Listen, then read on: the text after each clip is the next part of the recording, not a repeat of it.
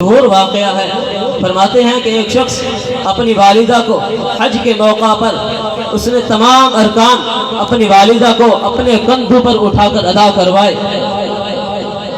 جب سویا تو دل میں خیال آیا کہ اب میں اپنی والدہ کا حق ادا کر چکا ہوں گا۔ جب نیند آئی تو خواب میں آ کر کہنے والے نے کہا کہ میاں تو نے اپنی والدہ کو اپنے کندھوں پر حج کے مناسک ادا کروا کر تو کیا سمجھتا ہے تو اپنی والدہ کا حق ادا کر چکا ہے؟ نہیں، بلکہ ایک رات جب تو چھوٹا تھا، سردیوں کی رات تھی، تو نے اپنے بستر پہ پیشاب کیا، تیری والدہ نے تجھے اٹھایا، تیرے کپڑے تبدیل کروائے، تجھے اپنی جگہ پہ سلایا اور تیری تر جگہ پہ، تیری پیشاب والی جگہ پہ خود سوئی۔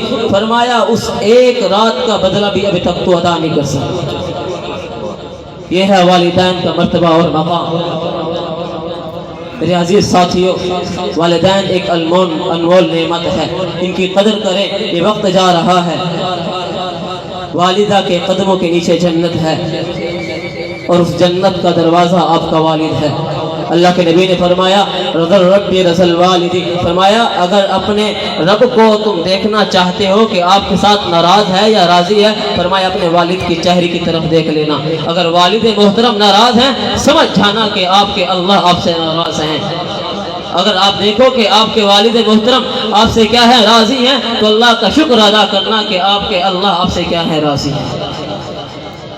تو میرے بھائی دوستو، یہ زندگی ہے، یہ چل چلاؤ کا کیا ہے سما ہے۔